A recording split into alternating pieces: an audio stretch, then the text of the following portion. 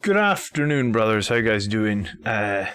Mikey, PAJ, Maverick, how you guys doing? Hope you're well. Thanks for being here. Thanks for tuning in. Let me just... I think we're all good? I think so. Sorry, I was having a couple of minor issues just before we get started there. Hopefully the delay was not too bad. Okay. Cool, so we are here for the Sunday afternoon show, as always. I actually don't think I'm going to be here next Sunday, just in advance, because I'm at GT next Sunday. So, I assume it's not going to be finished and I won't be home by 4 o'clock. So, we'll figure out if there's going to be a show next week, dependent on GT schedule. But, keep an eye on the channel and it'll maybe be there instead. But yeah, I am all good. Maybe we could do the GT. I was going to say, maybe we can do the show on the evening. It just depends. Last time I came back from a GT, it was very noisy because everyone was wearing masks and it was very loud. So I was kind of losing my voice from the GT, and then I tried to do the army show and kind of lost my voice from that as well. So we'll see. Next week's show might go out a bit of a random time, and then we aren't live tomorrow night as normal. We're going to be live on Tuesday instead. So we're having a rematch against Andrew's Speed List for the third game against the Speedwag Orcs. I think, and that will be on Tuesday night. So cool. But yeah, I'm good. Thanks for asking, Mikey. Good afternoon, Rezio. Good afternoon, Exo, Benno, Left-Handed Texan, Michael Corda. How you guys all doing? Today we've got 4 army lists to look at as normal, and today's army lists are submitted by Jamie Walters, who's a channel member, Sellers Bergener, who is a patron, Benno, nice to see you in the chat then, Benno, and Martin Wolstbauer. Went to my first tournament yesterday. How did you get on, Texan? It's always fun going to a tournament after you've not been to one for a while. Going to my first GT myself in 3 weeks. Wish you luck. Well, good luck, Anton. And I hope I have some luck next weekend. Sometimes in a tournament and very close games, the dice can be the difference between winning and losing. I had that happen to me in this last tournament. So hoping to have a little bit better luck this time round. And this time round, I am running Volkite Contemptors because I think they are very, very strong. And I'm going to run 2 of them. I updated the list on the community page. When did you do that? Did you do that this morning? Or have you done that recently?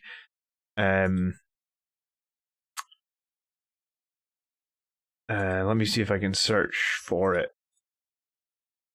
Search for Benno. Okay. I'm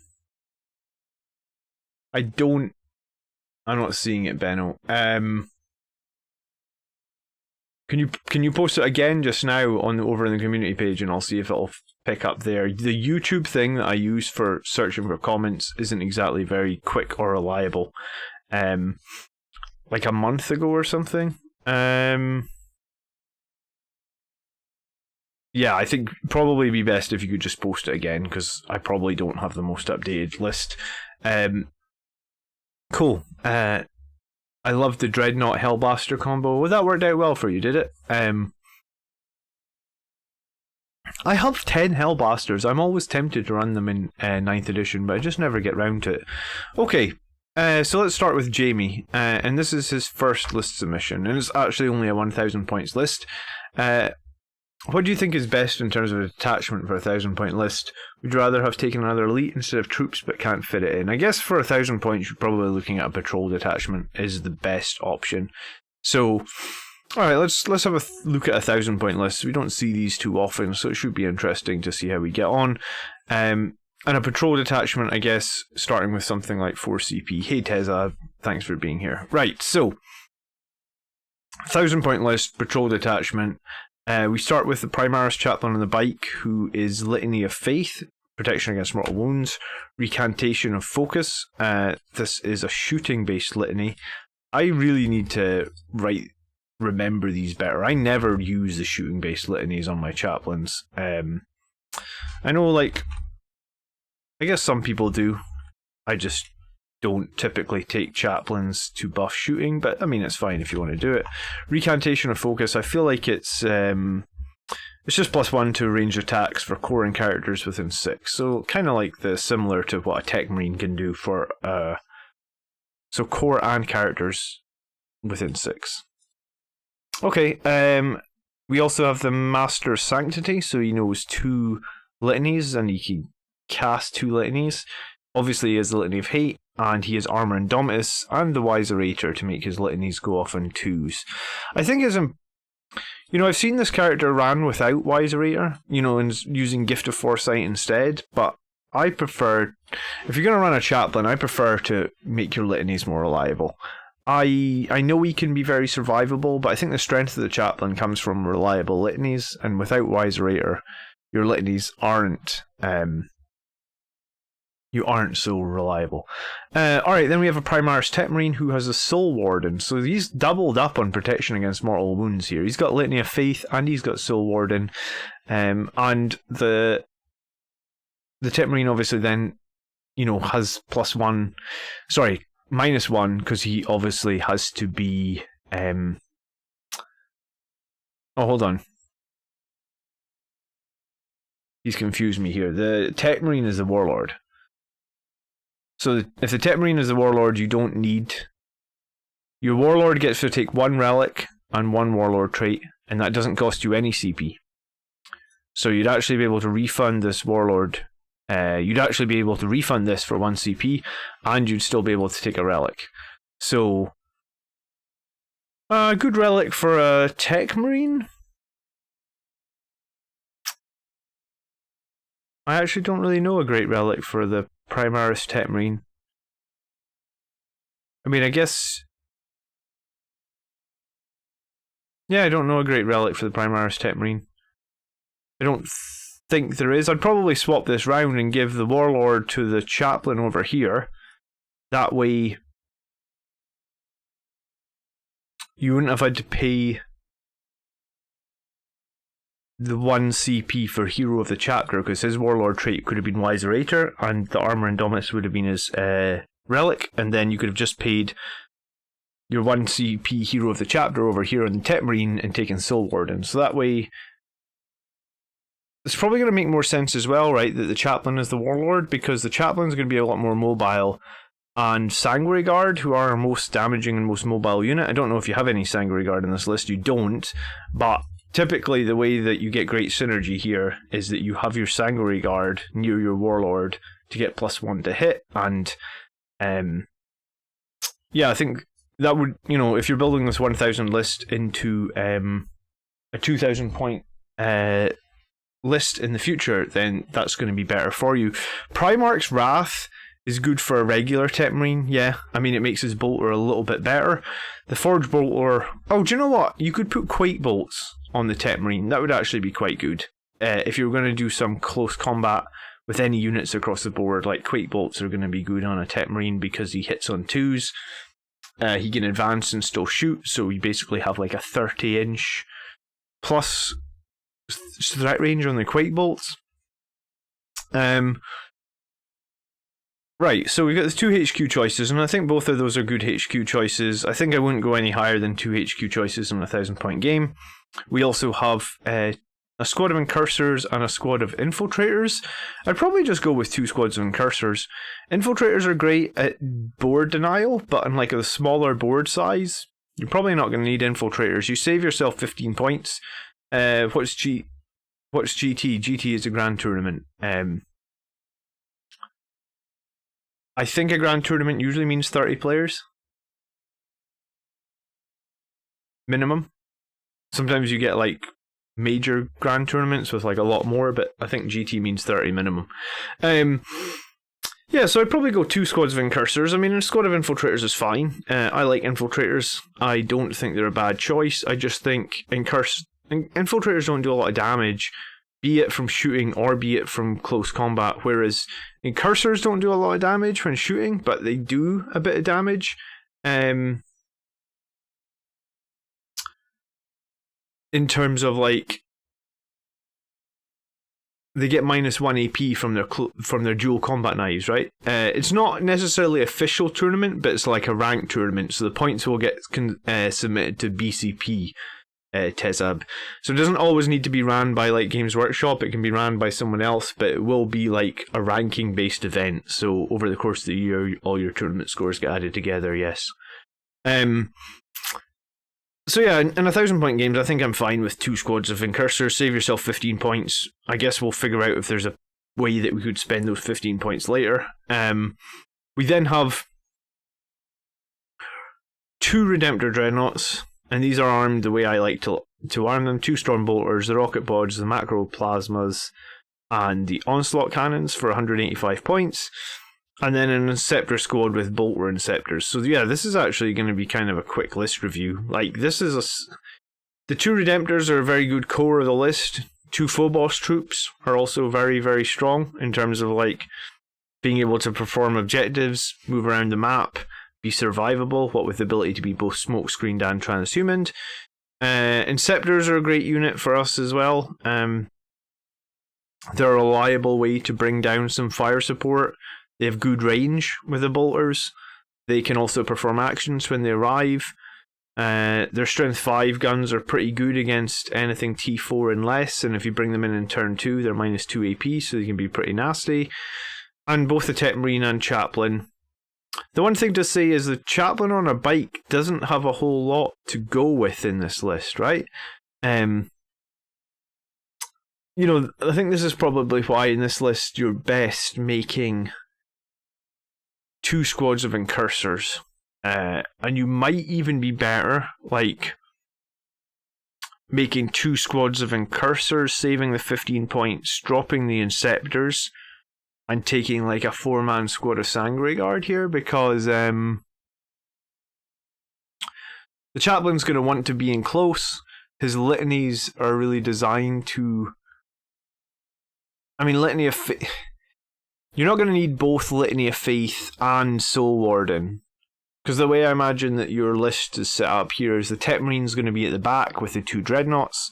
So he's going to protect the Dreadnoughts from mortal wounds. I don't know if the Chaplain is... The Chaplain's only going to need Litany of Faith, I think, if he is going somewhere separate with...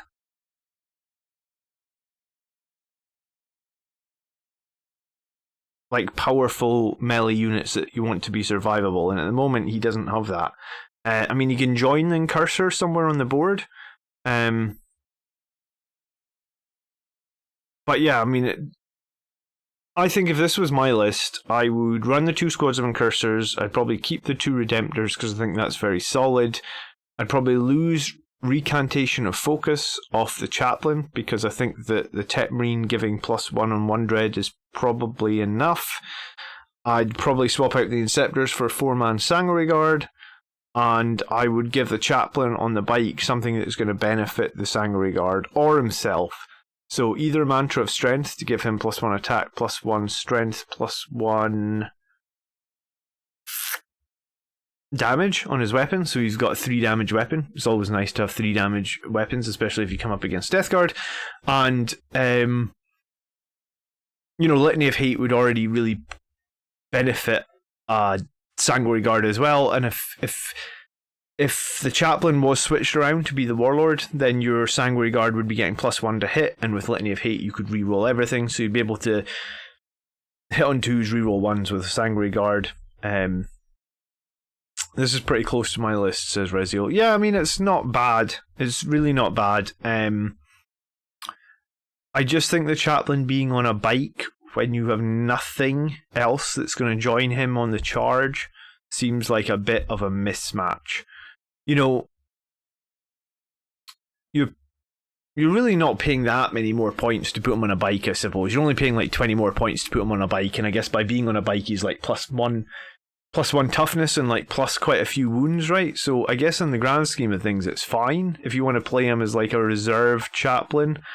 I guess what I mean by reserved, I mean like not gun-ho. Like, you know, he's going to just troll across the board and buff other units. What is Primaris Chaplain is 115 on a bike, T5, 7 wounds. The regular one, okay, so you pay 25 points to put him on a bike, and you get like +1 wound, and you get +1 toughness. Yeah, I mean, I guess it's lowish value to put him on the bike if you've got nothing necessarily that's really going to overly benefit him being on a bike. Recantation of Focus, I guess, could be used to, like, buff your Inceptors when they come in, right? Or no? Yeah, Recantation of Focus. So if your Receptors ride for Deep Strike, that happens at the end of the movement phase, whereas Litanies get rechanted in the command phase. So the synergy, yeah, I mean, the synergy for the Chaplain on the bike just doesn't quite work in this list for me, personally. Like I said, I don't think it's bad.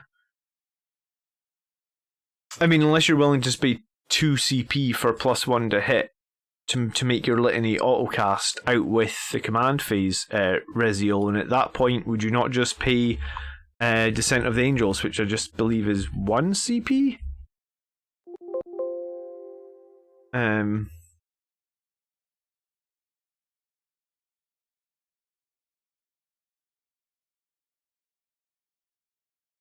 Where is it?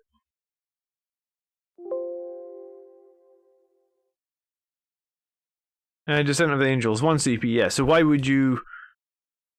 The 1 CP you pay for Descent of the Angels, that gives you +1 to hits. And it's +1 to hits in both melee and ranged, right? I suppose you could do it at different times. Yeah, okay. Yeah, I guess if you pay Descent of the Angels on the turn that the Inceptors arrive, and then you Citation of Focus them in future turns. Yeah, okay, I'll score it as it is. I just played a 1k the other day. Dante, Sanguinary Priest, 2x7 Sanguinary Guard, 5 Assault Intercessors, and 5 Intercessors, and worked out pretty well. Yeah, I mean, on the smaller board size, Sanguinary Guard are very, very good. And that's why if this was me, I would lose the Infiltrators for Incursors. I would run Sanguinary Guard over the Inceptors. But I mean, I don't think this is a bad list at all.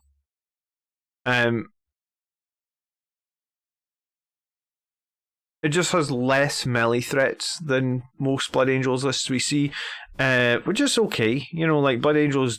My video last week just basically said, like, Blood Angels don't need to be all about melee. You win games. You can win plenty of games not looking at melee threats. But, yeah, okay, so we've got a couple of Phobos units here. So, we're looking at a 1k list. So I guess, like, 2 Phobos units is probably like a 9. Anti-Horde, we've got 2 Redemptor Dreadnoughts. They're going to do pretty good against Horde-based lists. We also have Inceptors here, so I think it's probably like a 9 as well. Anti-Vehicle is maybe a little bit weaker. I mean, you've got the 2 Macroplasma Cannons, but that's kind of it. So if the enemy manages to drop one of your Dreadnoughts, you're struggling a little bit on Anti-Vehicle. That's why I would prefer, I think, to give the Chaplain Mantra of Strength and give him that ability to get like 7 attacks and the 3 damage weapons. And I think that's why I would probably pick up some Sanguinary Guard. So I mean, the Dreadnoughts will kill vehicles if they're in close combat, but getting them to in close combat can be tricky because they're so... Don't want to say they're so slow, but they are slower than other things. Mobility-wise, I mean, you don't have any jump units in the list. You have the bike and the Inceptors that can move pretty fast. I guess the Inceptors are jump units, but you don't necessarily always think of them as jump units because they don't really jump and charge things that much. I mean, they can. I guess mobility is probably like a 6.5. And specialization, I guess on like... It's 1,000 points. So the things that we usually critique specialization on are like fight last, deny, units for actions, 3 damage weapons, and how many CP they're starting with. Well, 4 CP is a fine number to start with.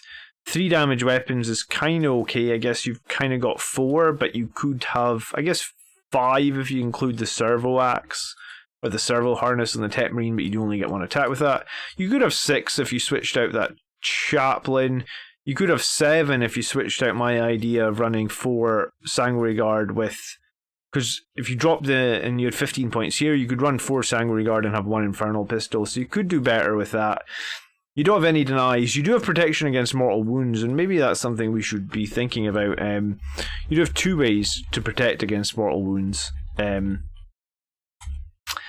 And yeah, I mean, I think plenty of units for actions, decent number of starting CP. So in a 1,000-point game, I think your specialization, the army's pretty broad. I think it covers a lot of things. I think it's a 9. So would it be a lot more if you switched out 4 Sanguinary Guard with an Infernal Pistol? Maybe not. I mean, and maybe if you made the Chaplain take the Mantra of Strength over Recitation of Focus. Again, I don't think it changes too much. It just, I think it fits my playstyle a little bit more. And I think in a smaller game, Sanguinary Guard are actually even more powerful than they are in a big game because,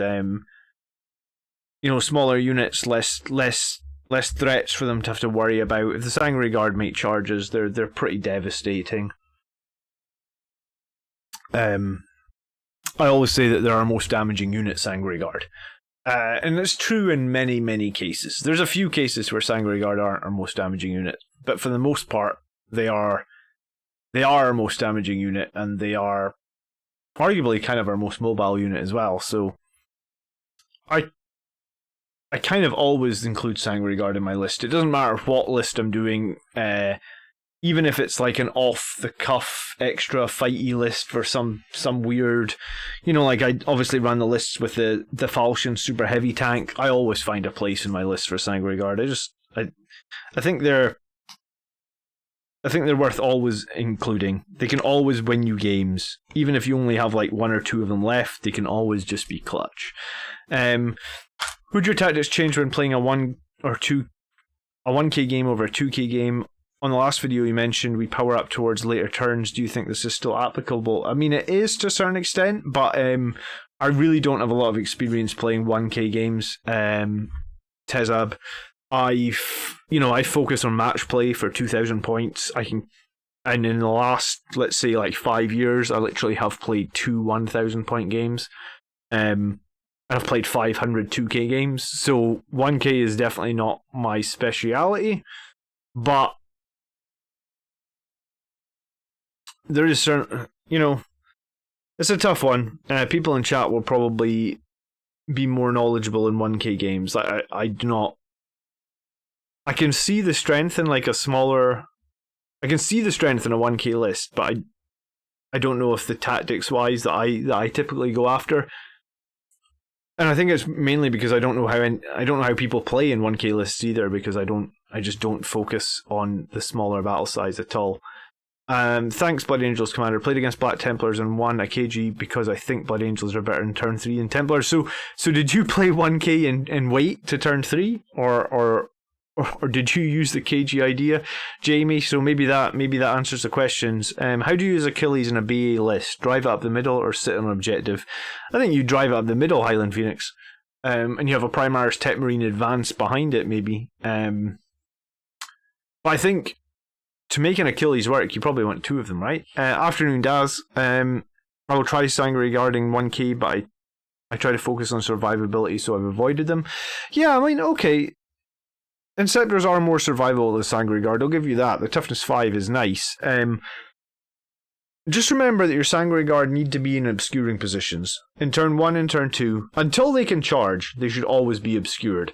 If you've deployed them in an obscuring position in turn 1 and there's nowhere for them to move into turn 2 that they can be obscured, one of 2 things needs to happen. One, you either need to look at your deployment again and say, I deployed them badly because there's nowhere for them to get forward on the board and be obscured again.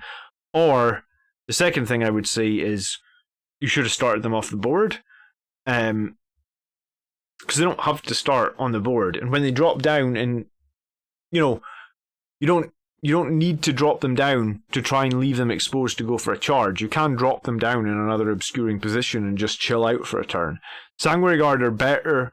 It's better to give up a turn of fighting if it means that they are protected and cannot be shot, if it gives them the ability to make the charge in a future turn. I kind of always say that. Like, like I said, they're the most damaging unit we can have, but they are also paper thin in my experience. So when the enemies shoot at them, even orcs and armies that are supposed to be crap at shooting, they'll always kill a lot of them.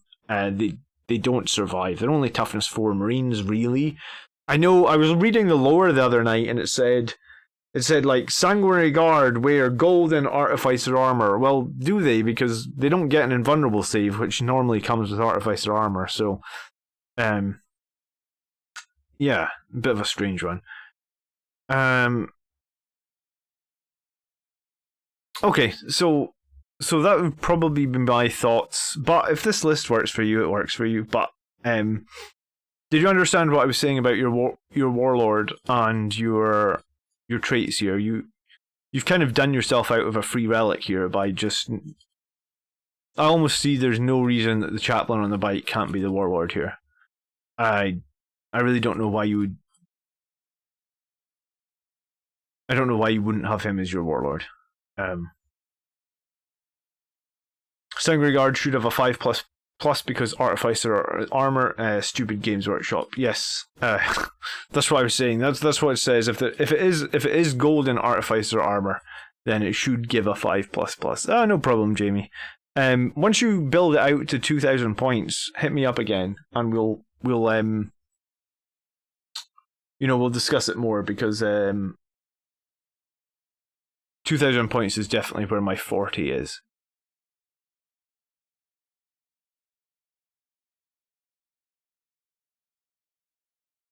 Alright, just give me 1 second, guys. I got something I'm worried about.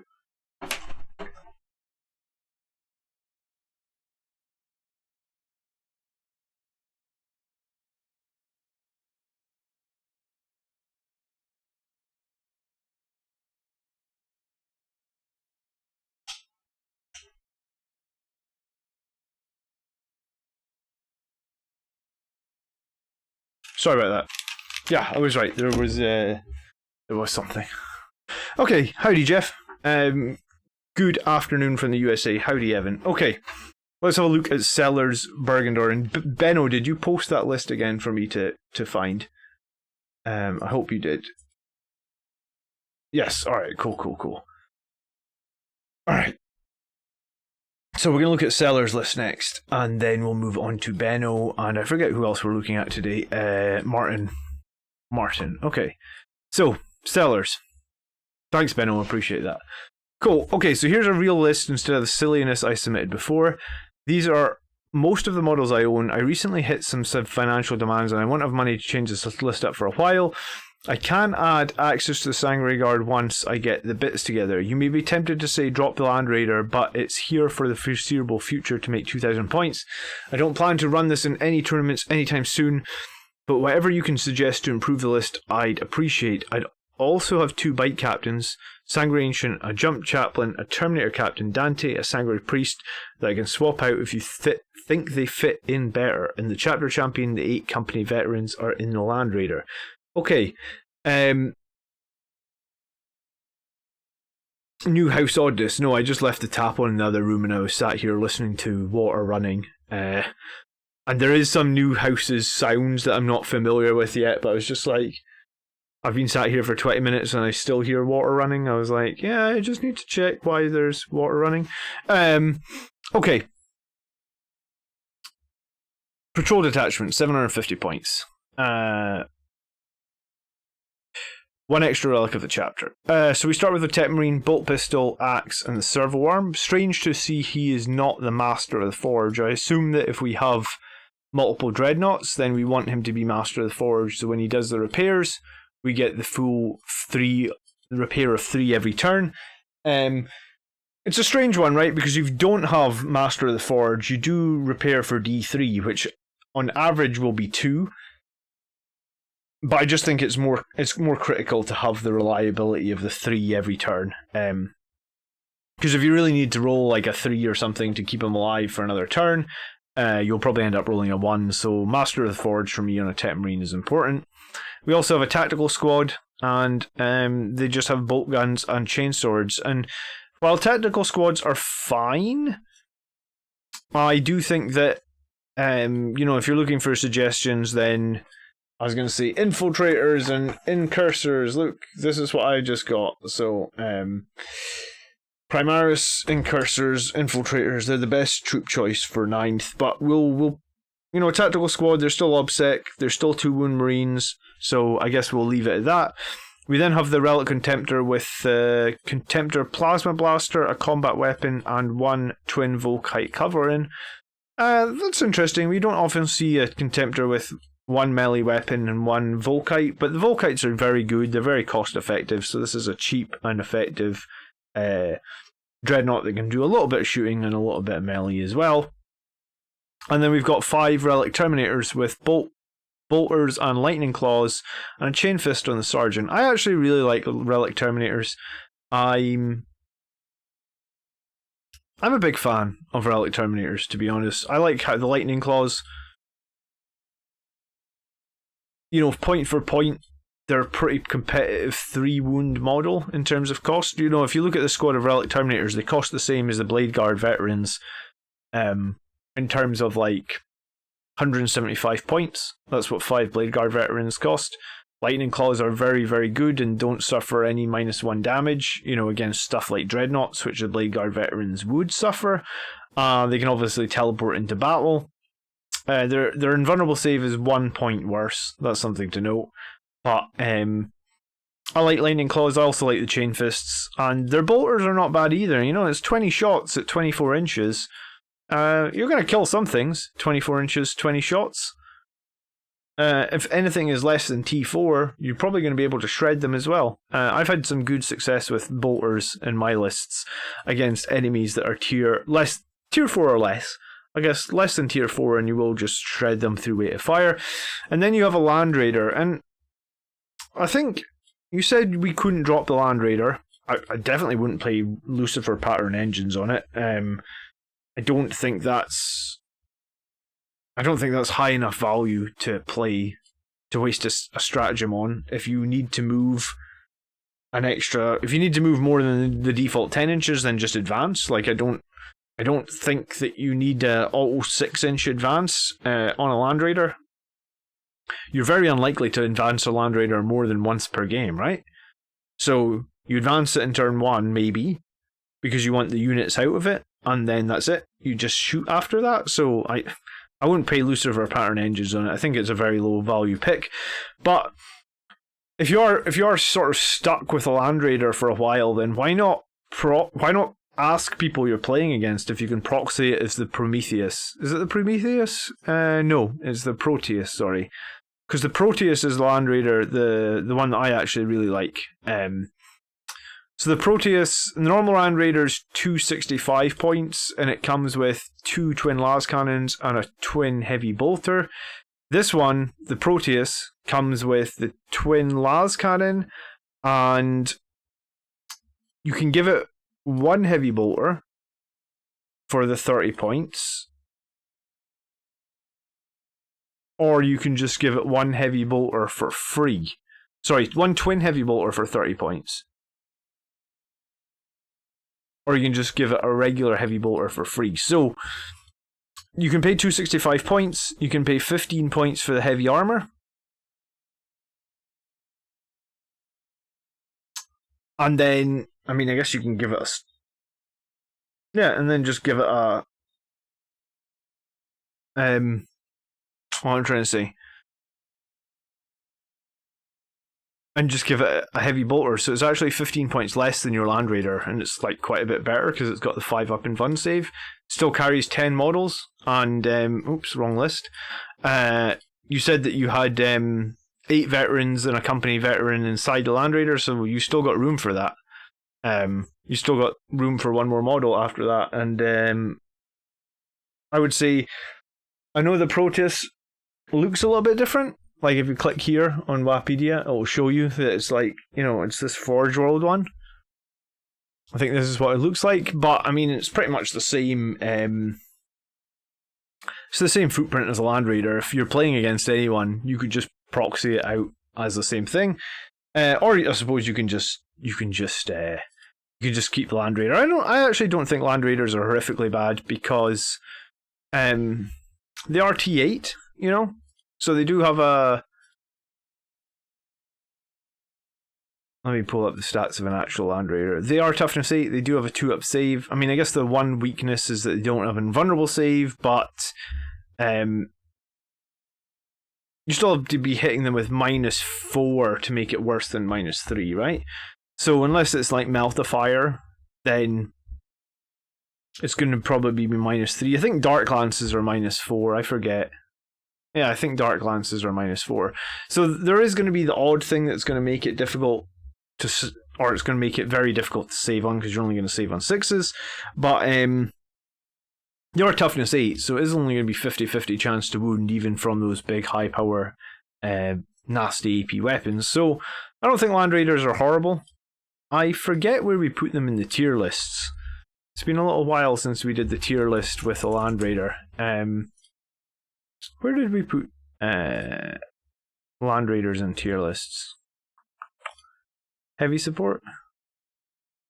We put the regular Land Raider in the top of C. Okay. I mean, we put the Land Raider Crusader in the middle of B, so top of C, middle of B. Land Raider isn't horrible. I guess it is 265 points, so let's see where your list goes, and then we'll make a suggestion for what you could get next, I guess. We then have our company champion with the Blade of Triumph, and he is the Martial Exemplar, so that gives him the ability to give reroll charges and an aura around him. And we've got 4 company veterans with Lightning Claws and Storm Shields. We also have a captain, Artisan of War, Gift of Foresight. He is a master-crafted bolt gun, a master-crafted relic blade, and the armor Indomitus, and he is the Warlord. And we also have Chief Librarian Mephiston with Quickening, Unleash Rage, and Wings of Sanguinius. I don't know if you watched my video 2 weeks ago about Mephiston. I actually think these are the wrong powers to pick on him. Quickening, maybe. Unleash Rage is great. Wings is great. But Quickening... See, when you have Quickening and Wings, you really just want to... You feel like you're like, yeah, I'm going to cast Wings, I'm going to cast Quickening, and I'm going to jump forward and kill stuff. And in reality, he actually doesn't do that much killy power anymore. So I actually think Quickening might be better spent on, like, Blood Boil or Shield of Sanguinius, and play Mephiston. He still moves 7 inches, so he's not like horrifically slow or anything. Like, play Mephiston a little bit slower pace. Like, don't just, don't get all excited, jump him off on his own, and then try and kill stuff, because he doesn't do that anymore. He's better as a character that's going to unleash rage on something like, I guess, like, any big unit of melee guys you've got. If you can unleash rage on them, that's going to be more valuable, I think, than him jumping off on his own.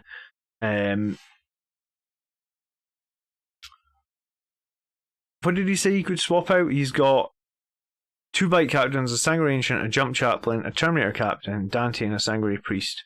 Yeah, I don't think I'd prefer any of them to Mephiston, but I think that these powers are a bit of a trap on Mephiston nowadays. We then have... Oh, and I'm about to see the fact that you've got a giant death company of like 2, 4, 6, 9 models with 3 Thunderhammers. Then, yeah, I think 100%. It might be best to take Unleash Rage and Shield of Sanguinius and put both those powers down on the Death Company in the early game. Give the Death Company an invulnerable save, give them an additional exploding 6s, and then, yeah, sure, late in the game, I guess Mephiston can use Wings to jump off and try and accomplish something, but like that isn't his primary role in the battlefield. You also have a bunch of company veterans with double chainswords, so they're nice and cheap, 80 points for a lot of attacks. The double chainswords are actually really cost effective. 7 Sanguinary Guard, mostly swords, couple of axes and Infernal Pistol. I think this is totally fine. And then Vanguard Veterans, Jump Packs, 2, 4, 6 with Lightning Claws, 1 Sergeant with an Infernal Pistol and the Relic Blade. I think this is totally fine as well. So I think your 3 jump units are pretty good. I think having 10 veterans in a company champion inside the Land Raider is actually pretty good. The Firstborn Tech Marine is maybe kind of like the lowest value pick here, in that like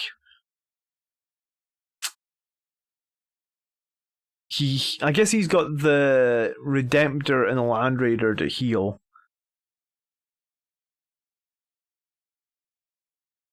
Without Master of the Forge, though, it does seem like a little bit of a strange option. The Terminators are also good. The Relic Contemptor is good. I mean, overall, I actually don't think this is a bad list. I think the one thing that I would probably do is I might run the Firstborn Librarian. And in this case, the way that your list is set up, I might even run the Firstborn Librarian with Unleash Rage, but I might have just taken Psychic Mastery on it to provide more chance of successful casting. So, yeah, okay. I'm like, I was going to say, overall, this list is fine. Maybe suffers a little bit in terms of lack of OBSEC. Like, your one OBSEC unit is the tactical troops. And I think that Tech Marine kinda... The Tech Marine's not going to keep up with the Land Raider. Even if he advances, he's not going to keep up with the Land Raider. So the only thing the Tech Marine can do, really, is give this Relic Contemptor +1 to hit. And at that point, I might almost be tempted to drop the Tech Marine, because the one thing you've got going on here is you've got 4 characters, right? So 4 characters means that Assassinate against you is kind of 13 points, and it's kind of easy. So I might be tempted to just drop that regular Tech Marine and make your captain into a Chapter Master, so that you could throw Chapter Master rerolls on the Contemptor in turn 1. But yeah, okay, I mean, I guess the Tech Marine can hang around and hopefully keep the Redemptor fairly healthy throughout the game. Let me read some of these comments. I'd give the Tactical Squad a Heavy Bolter if possible for the occasional Hellfire Shells. Good morning, Lord Lysurgic. I spoke too soon, as we have 3 large jump pack units. Firstborn Librarian with a jump pack will be more valuable with Mephiston Think. Also, pretty easy model to kit bash together without going and buying new stuff. Try to put the Grenade Harness on the Relic Sergeant. I mean, I guess the Grenade Harness is good to turn off the odd bit of Overwatch here and there, but the thing is, Terminators don't really worry too much about Overwatch in general, I guess. I suppose it's dependent on what you fight against, but Terminators are pretty good at not worrying too much about Overwatch. I think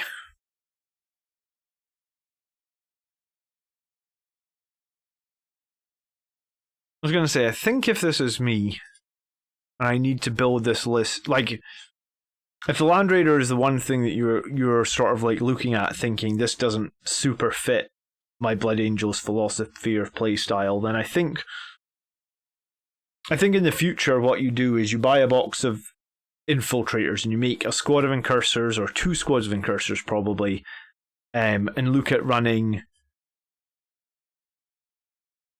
1 squad of Incursors over the Tactical Marines. The other thing you can do is you can actually buy half of a box of Incursors on eBay for about... I got a half box of Incursors on eBay for like £12.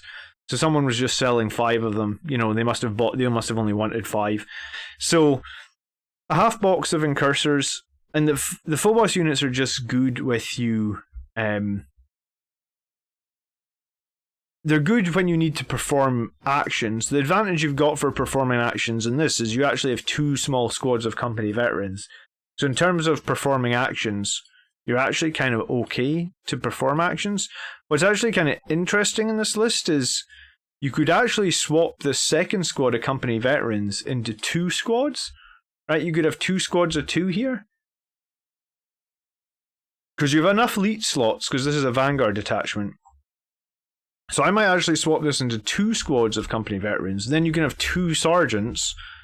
And if you've got 2 sergeants, you get an additional attack anyway, right? Just because you're going to have 2 sergeants. But you're also going to get the ability to split them up and maybe, like, if the Land Raider moves forward in turn 1, the two-man squads can come out and both head for, like, different board quadrants for retrieve Octarius data or engage in all fronts or whatever like that. Rezio says that he agrees with proxying the Land Raider as the Proteus and forgetting the Lucifer patterns. I don't think that's needed. There's nothing wrong with the tactical squad. No, there is nothing wrong with the tactical squad, just for 1 CP being able to relocate your Phobos units and almost guarantee points from engage on all fronts or retrieve Octarius data is actually, I think it's very valuable. I think the game last week against Andrew's list, where I ran 1 squad of assault intercessors, 1 squad of regular intercessors, and 1 squad of incursors, I actually ended up not being able to score very well on retrieve Octarius data because the unit that survived was the regular incursors, and they were kind of trapped in a board quadrant. If they'd been incursors, I'd have paid 1 CP, pulled them off the board, put them down another board quadrant, guaranteed myself 4 more points on Rod. So I guess my point is, with troops, you never know which troops are going to survive to near the end of the game. And if the troops that are surviving at near the end of the game can pay 1 CP for a redeploy, then sometimes that alone is going to make them better than any other troops, regardless of what other troops might do in terms of damage or anything. Plus, Incursors and Infiltrators also can both smokescreen and transhuman. And in a situation where you really need to keep your troops alive, tacticals can do neither of those 2 things. So I think you can get quite a lot of value from the Phobos units that way. Having a tactical with a heavy bolter or missile launcher, yeah, I mean, I always think it's more about surviving than being able to maybe do a few mortal wounds here or there. I mean, there's nothing wrong with tacticals, don't get me wrong. Just, if you're looking for... He didn't mention that he had any boxes of Phobos troops, so that's probably what I would think about going next. But overall, I mean, the list is fine. It's a nice balanced list. It mixes some good shooting. The Land Raider is going to have some good shooting. Obviously, it can be made +1 to hit with the Tetmarine. You definitely need to drop the Lucifer pattern engines, because in turn 1 you might want to actually make a Land Raider +1 to hit, so you hit on 2s on those las cannons. But the Lucifer pattern engines are going to put you in a strange position where, like, you're going to want to advance. So yeah, just drop them straight away. Save your CP. You can if you really want to get a better advance, just re-roll it for the same 1 CP it costs you to put on that. You're only going to advance once per game, probably. The company veterans are good. The captain is fine enough with the armor, Indomitus, and Gift of Foresight. Mephiston, maybe you would change out one of his powers. I like the Relic Terminators. I really actually do like them. Terminators with Lightning Claws, they get a lot of attacks, good amount of damage. I would probably maybe keep them in Deep Strike and, like, just Deep Strike them center board or something and go after Oath of Moment points if it was me. Seems like a reliable way to have, like, a really tanky unit in the middle of the board scoring me Oath of Moment points. And yeah, I mean, the only other thing I'd probably say in this list is, like you mentioned at the start, you don't have a lot of money, right? So if you want to improve this list with minimum budget, then I'd probably get Incursors, and I would probably get, like, another Twin Volkite covering, because this Dreadnought kind of has mixed purposes at the moment, in my opinion. The Twin Volkite coverings are 45-inch range. You have so much good melee threat. Like, you've got those Relic Terminators, you've got the Death Company, you've got the Sanguinary Guard, you've got the Vanguard Vets.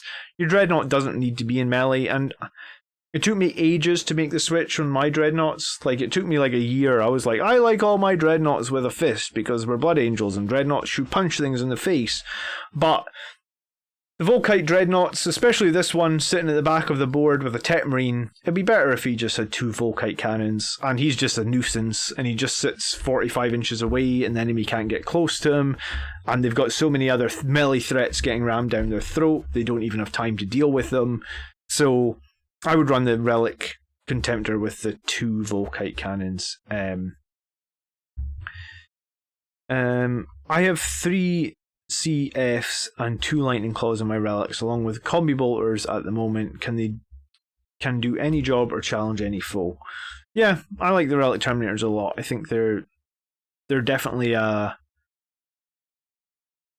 they're just definitely a survivable unit that will be able to drop into just about any situation. And with what Terminators get, like 2 attacks, right? So it'd be 3 on the charge, 4 from the Lightning Claw. So like you get 16 Lightning Claw attacks, and then I guess you get 4 Chain Fist attacks.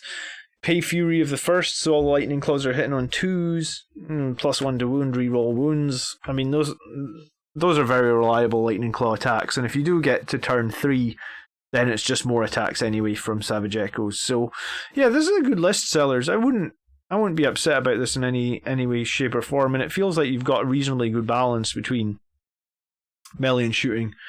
For a list that kind of can't be changed, this is pretty solid. I like building a Firstborn Jump Librarian, proxying the Proteus, and maybe shaving and swapping some options here and there. Yeah, and I think I would split that second squad of company veterans into 2. Because you probably have enough melee threats that you... And remember, you did have another squad of company veterans, all with Lightning Claws. So on top of your 6, 7 Vanguard veterans with Lightning Claws, you got another 4 guys with Storm Shields and Lightning Claws, plus the Chapter Champion, all coming out of the Land Raider. So if you split these guys into 2 squads of 2, you could have one of them just run off into the corner of the board and do data, and then have 7 of them go join. I think this is a tough list for the enemy, because they have to open your Land Raider up. And I guess this is the reason that we probably all feel like giving the Land Raider an invulnerable save is better. And Shield of Sanguinius, can that be cast on... It doesn't have to be core or anything like that, does it? I actually don't know. I don't use Shield of Sanguinius that often. No, it just needs to be Blood Angels units. Yeah, so I actually think you need to change Mephiston's powers. So it is Shield of Sanguinius, Unleash Rage, and Wings. And in turn 1, either shield your Land Raider, or... Yeah, shield your Land Raider and Unleash Rage of the Death Company, or if you don't think they have enough high power firepower to kill the Land Raider, shield and Unleash Rage the Death Company. And then I think you're fine. You maybe don't actually even need to proxy this at all. You just need to lose the Lucifer pattern engines. Okay. Cool. That's quite a different list. I like it. We are low on OBSEC though, so it's just 6.5. Anti-Horde. We have a little bit of firepower here. We got like 6 Angelus bolt guns. We have 1 arm of Volkite Contemptor. We have the combi bolters. And we also have like a tactical squad and a tech marine. Okay, like anti-infantry horde is a little bit lower, but I think anti-monster in the list is pretty good. 3 Thunderhammers, an Infernal Pistol, that's 4 3 damage, 4 weapons. Mephiston gives us 5. The Captain with the Relic Blade gives us 6. The Company Champion has the Blade of Triumph, that actually gives us 7. We have the Chain Fist, that gives us 8. We have the Contemptor, technically giving us 9 and 10. And then the Tech Marine with the Servo Arm. So we have 11 3 damage weapons. And I think against monsters with Unleash Rage, if you keep Mephiston alive and use Unleash Rage, I think you'll be in a pretty solid spot.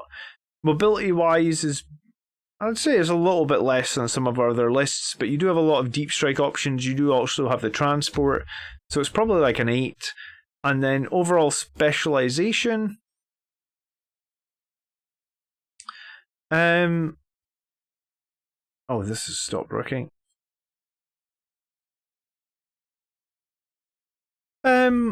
We don't have a fight last, but I guess don't always have to fight last. Denies, we'll have 2 from Mephiston. Units from actions. If you split up the company veterans, you'll have more units for actions. As it stands, you still actually have quite a lot, because you've got the three units in this detachment plus those veterans. That gives you 4 plus your tactical marines, and technically the Terminators can do actions as well. So you kind of have 6, but you could have 7. You have 11 3 damage weapons. You don't have any protection against mortal wounds, but you could add protection against mortal wounds fairly easily. If you swapped out... I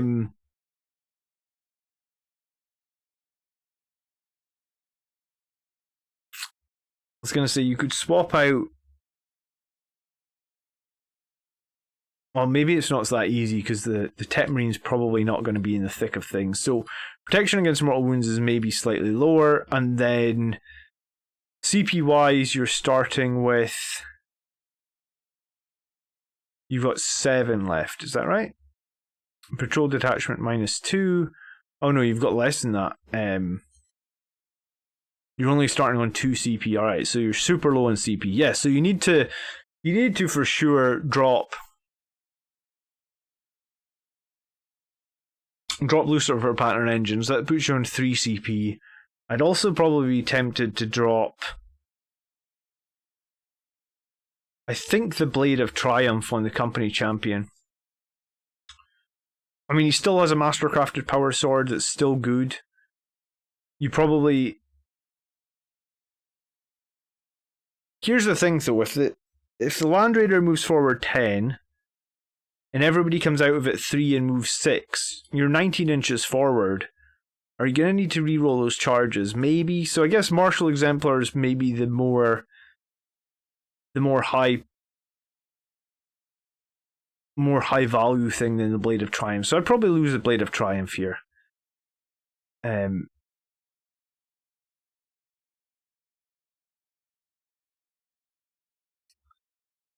Trying to see where you've burned all your other CP. So you've got Patrol Detachment. Oh right, you should put your Warlord. This is what you've done wrong. Put your Warlord into your Patrol Detachment. And by being the Warlord in your Patrol Detachment, you'll gain 2 CP back. Because you don't gain any CP if your Warlord's in a Vanguard detachment. So if you just literally take this Captain out of here,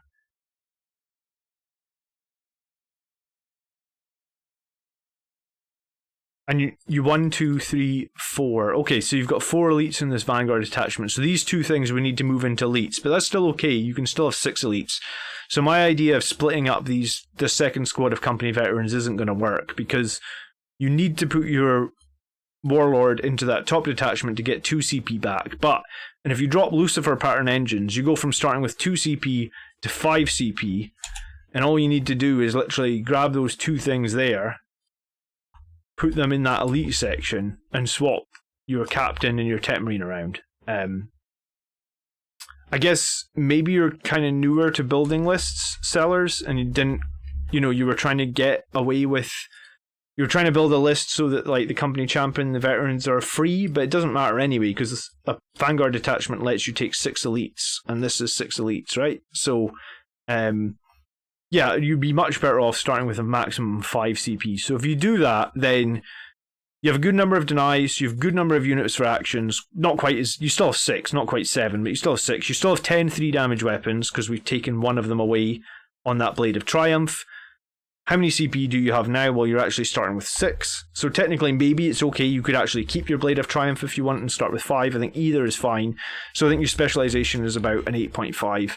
So I guess we improved your list a little bit without you buying anything, which is what you wanted us to do. Sorry, I missed some of the comments in chat. Greetings, Camille. How are you doing? Good afternoon. He should use some Blade Guard. I mean, he could use some Blade Guard. I guess the question about using the Blade Guard is, I guess he was trying to change his list without spending much money, and I guess this is what we would change without spending much to begin with. But going forward, I think, as much as I say a squad of incursors are good here, he's probably okay with the I do think it would be worth finding a way to figure out 15 points and get that squad of incursors. So yeah, if it was me, sellers, the next thing I would buy would be go on eBay, right? There's no reason almost to buy like a whole squad of incursors, because I just bought a whole squad of incursors and they were like £35 off Games Workshop. website. So if you just search eBay for 5 incursors, there you go, 5 incursors for $16.99, last one. No, it'll be brand new on sprue. Yeah, look, just someone selling the sprue. Probably no instructions, but I mean, like, there's not a complicated set of models. You don't need the instructions. I'm pretty sure I actually Googled instructions for these and got them before. So there you go. You could save... It's £35 on Games Workshop, so it's less than half price. And I think when I bought incursors on eBay, I actually found them for $12.99. I mean, here's someone that's built them for $13.99. Is this buy it now? Yeah. There you go. They're sprayed red as well. So you wouldn't even need to make them and spray them. Someone's based them too. So even, that's what I was saying, better than half price. Made and sprayed and better than half price. So yeah, I'd find yourself a squad of incursors, and then I would get yourself another relic, contemptor, Volkite arm. Again, if you don't want to spend much money, I bet you on eBay you'll get a Volkite cannon pretty cheap as well, probably cheaper than Warhammer. I mean, there's a 3D printed one for $7. I mean, it looks pretty decent. Not perfect, but there you go. $20 and you can improve this list quite a bit, I guess. Instructions on the website. I made mine this way as well. Yeah, I'm sure I downloaded instructions for some models I built on eBay as well. So we can start you off with more CP, and I think your list is and change Mephiston's powers. So if you go first, you keep your Land Raider alive, and I think that's a very decent list. And it's a kind of a nice balanced list. I think that actually could be reasonably competitive. Good afternoon, Oddsod. How you doing? I actually was thinking, like, how does 5 Bladeguard veterans with an impulsor, right, fare up against like the same number of points as Sanguinary Guard? Because like an impulsor is I don't know why I was thinking about this, but I think I was thinking about it because like I always say, like, my Sanguinary Guard just dies so damn quickly, right? They're just always dead, I guess. So Impulsor is like T7, 11 wounds. 14-inch move, though. So if you just throw it forward in turn 1 and advance it, a minimum advance is 16 inches, a maximum advance is 21 inches. So if you just had 2 Impulsors full of not full of Sanguinary Guard. If you had them with Sanguinary Guard in there, that would be great. But no, if you just had 2 Impulsors full of Bladeguard veterans, how do they compare against, like, a whole squad of Sanguinary Guard? I mean, bearing in mind that the weakness of the Sanguinary Guard is, like, they're in a very big squad, they can get killed very fast, They obviously don't have as high morale as well as Bladeguard veterans. Sanguinary Guard are morale 8. Bladeguard veterans in morale are morale 9. Yeah, I don't think they're great points either, Reziel, but they are ablative wounds. You know, you just throw them. You have 2 impulsors. You know, like some people like to run 2 squads of Sanguinary Guard.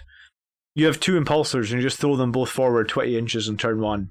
And you sort of challenge your opponent. You say to them, like, you know, if you use my list, for example, where I'm running, like, 2 Relic Contemptors, right, and, like, a Redemptor Dreadnought, which normally the enemy needs to put all their anti-armor firepower into to kill them. If I just run 2 Impulsors forward 21 inches, full of Bladeguard veterans, and said, you have to use all your firepower on these, because if you don't, the Bladeguard will murder you next turn. How does that actually, how do you actually get on in a game doing that? I've never done it. I actually only own 1 Impulsor, and I actually painted in Death Company colours, so I wasn't even thinking that way when I bought it. But it's just a question. Just a question to ask. I think the reason I want to ask the question, actually, is because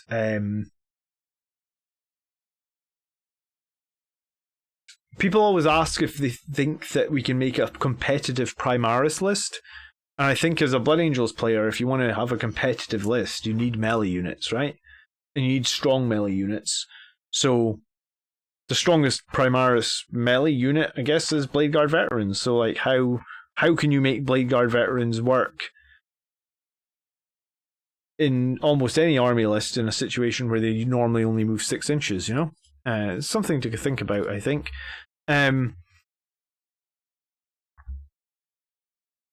Okay, let's talk about Benno's list next. And this is list number 3 today. Okay, so the idea of this list is to make everything...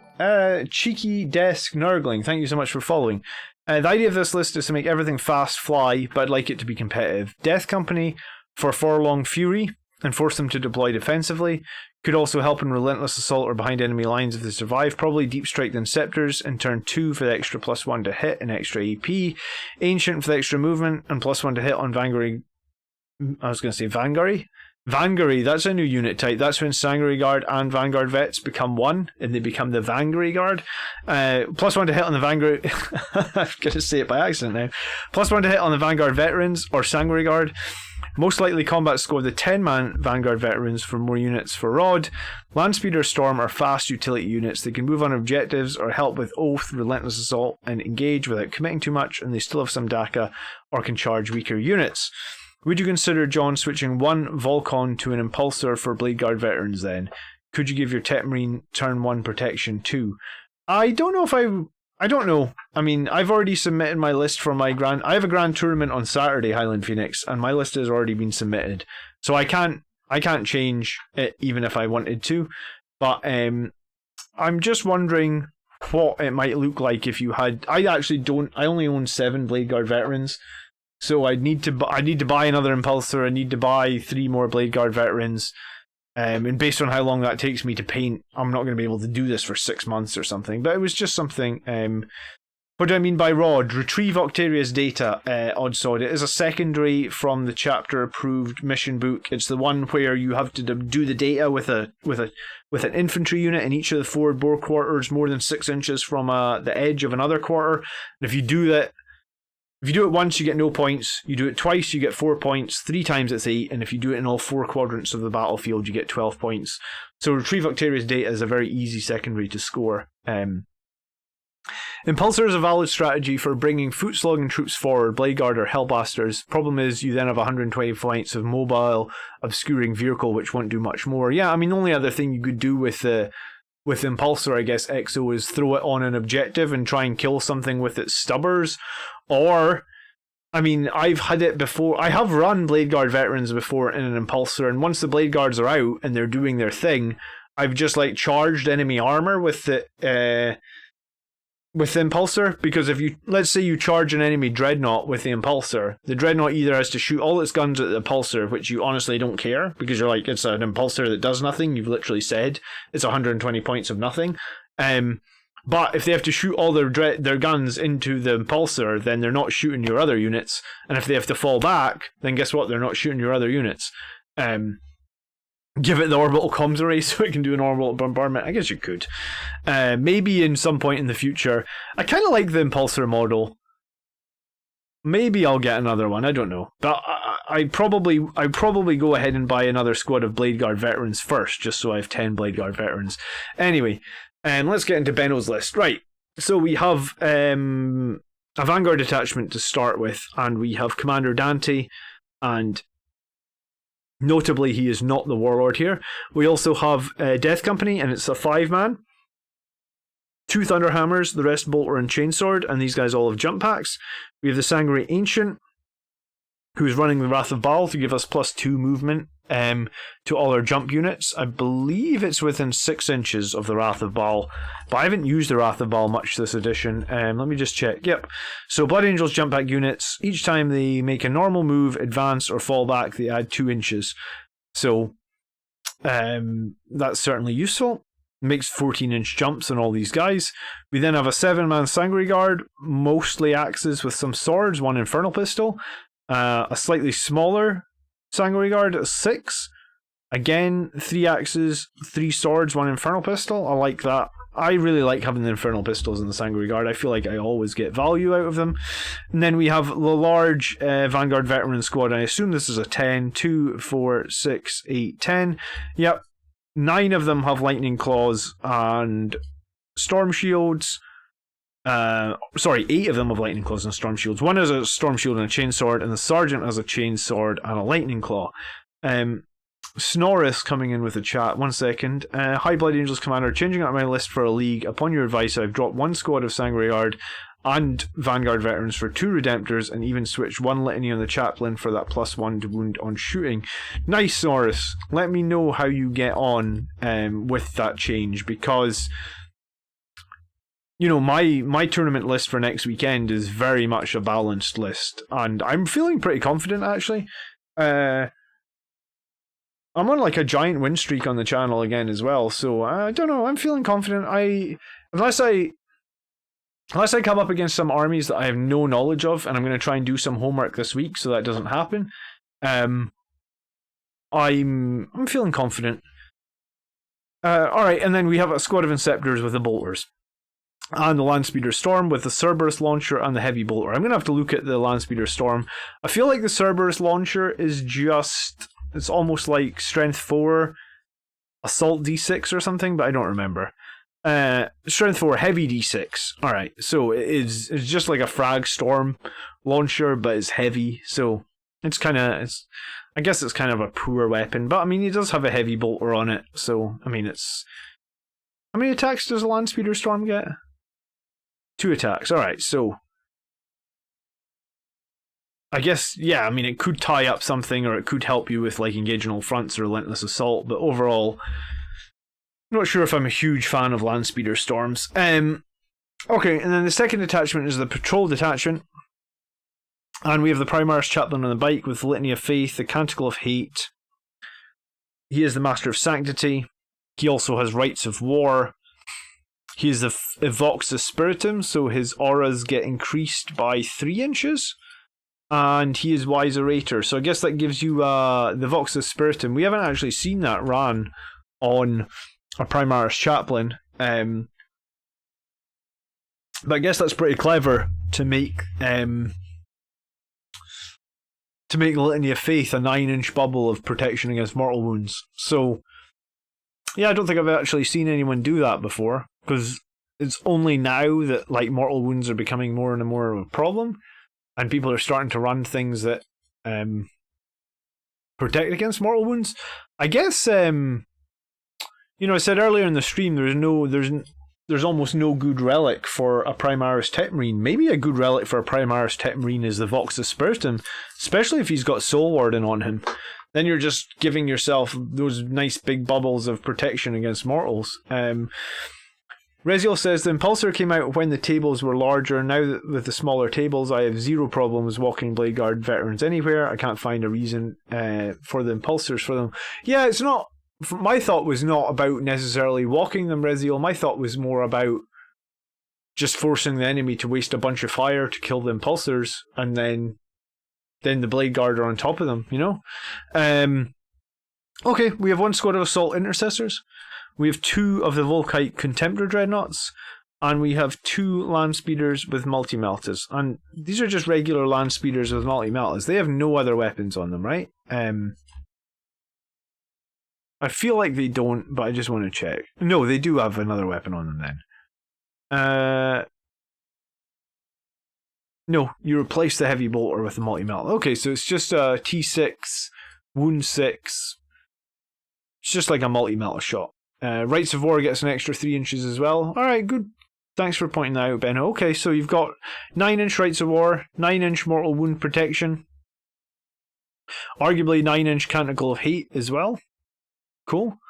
The 2 Relic Contemptors and a couple of Multi-Melta. Similar to how I would run an attack bike. These are actually kind of cost effective when you compare them to the attack bikes, because the attack bikes are 60 points. And they're toughness 5, 4 wounds. So basically you're paying 10 more points here to get an additional wound, additional 2 wounds, and 1 extra toughness. I guess the attack bike gets a Storm Bolter or a Twin Storm Bolter, but the Landspeeder can move 18. I guess if you did have a whirlwind in your list as well, I guess the nice thing about the land speeder is you get +1 to hit on the whirlwind, but we don't have a whirlwind here, but it doesn't really matter. So let me go back here a second then.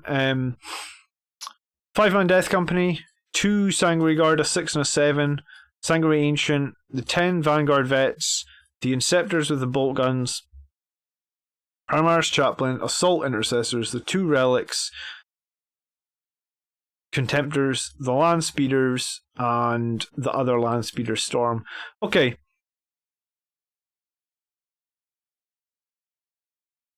The one thing I don't like is that you've got no Phobos troop choice. I know I harp on about it a lot, but I really do think Phobos troops guarantee me so many points in every game. If you've never run the Phobos troops, you really need to try and run them. You would need to find 10 points to get a squad of Phobos troops in here. And there's ways you could do that. You know, like I just said, you could just run an attack bike, I suppose, instead. Save yourself 10 points on one of these land speeders and running cursors. Dante not being the warlord I kind of like, because I don't think Dante is super survivable, so I think it's better to have him not as the warlord. He obviously can fight on death. He's a good target for Angel Sacrifice. The Sanguinary Guard with mostly axes, a decent number of swords, and the Infernal Pistols I like. Some people like to run this Chaplain. I guess some people like to run the Librarian. I'm kind of on board with the Librarian right now. I think I would take ATVs over speeders. I think it's 6.5 a dozen. I think attack bikes, land speeders, ATVs. I really don't think there's much difference between any of those choices. The only difference, I suppose, is the attack bikes have the core keyword, whereas everything else doesn't. But by giving yourself the core keyword, you're actually the least durable model. And if you are just running them on a flank or something, it's arguable if the core keyword is ever going to help you. So all 3 choices, I think, are valid. I played this list already. Land speeders are great for movement, but they didn't do any damage. I think I would put in attack bikes instead. Do you know what? If you've got multi-meltas on 2 land speeders, then the fact they didn't do damage doesn't mean that they'll not do damage every game. I think these are one of the things where the strength will probably be that land speeders come in from the edge of the board. You know, like I would probably reserve these. They are 3 power levels, so you could reserve both of them. Your other land speeders 3 power level as well, so arguably you could reserve all 3 land speeders for 1 CP. You bring them in from the edge of the table, and they shoot, right? And like, you're right, it's only 2 shots and you hit on 3s, so arguably you could miss both times. You probably wound on 3s as well, because you're strength 8.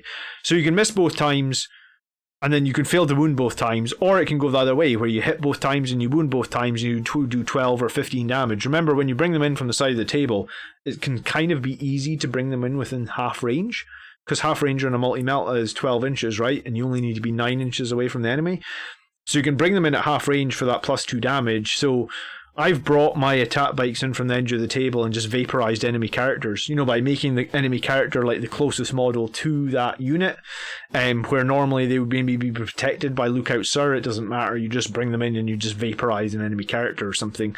So I would reserve at least probably the 2 land speeders with multi-meltas. There's no reason for them to be on the table early in the game. They're probably not going to be in range, and if the opponent goes first, he probably just shoots them off the table.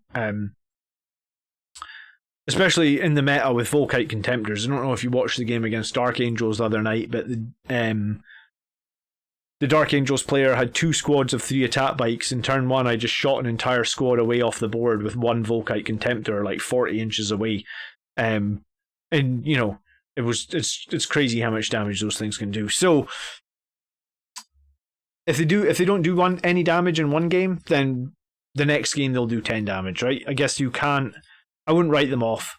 And I don't think attack bikes are any better, because when I bring in my attack bikes, typically I'm never bringing them in within core reroll auras. I'm bringing them in, like I said, to assassinate an enemy armor or assassinate an enemy character, and being able to be within half range and being able to shoot the target I want to shoot is more important usually than the core keyword. So land speeders are fine. The contemptors are very good. Incursors I just think are better than assault intercessors. I own both and I prefer the incursors. The chaplain on the bike, I think this is an interesting way that you've got him running. I think it's pretty cool. I haven't seen it before. Inceptors with bolt guns, again, they're very good. I'd keep them off the board and bring them in turn 2, like you said, to clear up some trash units. It's hard to argue with this many Death Company, Sanguinary Guard, Vanguard veterans. They're all very strong. We all know exactly what they do, and I think Dante not being the warlord in this case is also the right call as well. Yeah, I mean, overall, I think it's a pretty fun and solid list. I don't know if I have much criticism at all. About the only thing of criticism I've got is I don't like the...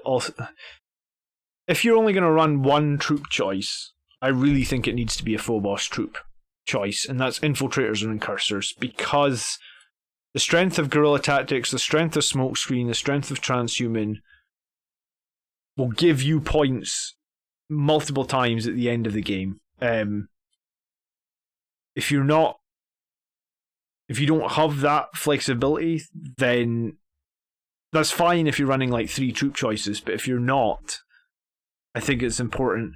And like in my lists, I always like to go for Retrieve Octarius data. And to do that, you need a unit that can perform an action in each board quadrant, essentially 4 out of the 5 turns. And your assault intercessors at best can do this maybe like, if you start them in your deployment zone, move 6 inches, perform the action. In turn 2, you're moving towards another section. Turn 3, maybe you can perform the action, but then turn 4 and 5, they're redundant, right? So the maximum I'd say that like a squad of assault intercessors can ever score from Retrieve Octarius data is 4 points. Whereas if you take a squad of incursors or infiltrators, then you can easily score the 8 points with them. If they get targeted or focused by the enemy, you can smoke screen them and you can transhuman them to guarantee that they're going to be alive. And at that point, that just means one of your other units at any point in the game needs to perform an action, and you've maxed Retrieve Octarius data. It might even be worth thinking about in this list the fact that this is a Vanguard attachment and you've got 2, 4, 5. This is right, 5? Yeah, you've got 5 elite choices here. I might actually lose this Land Speeder Storm and take like a squad of company veterans. And the nice thing about company veterans is if you just bring 2 of them, they're about the same. I think they're 54 points if you take 2 with Storm Shields and Lightning Claws. And what they do is they only cost 2 power levels. So I already said like you should be paying 1 CP for putting these Land Speeders into reserve. So put the 2 Land Speeders into reserve with the 2 company veterans. Switch these out for a squad of incursors.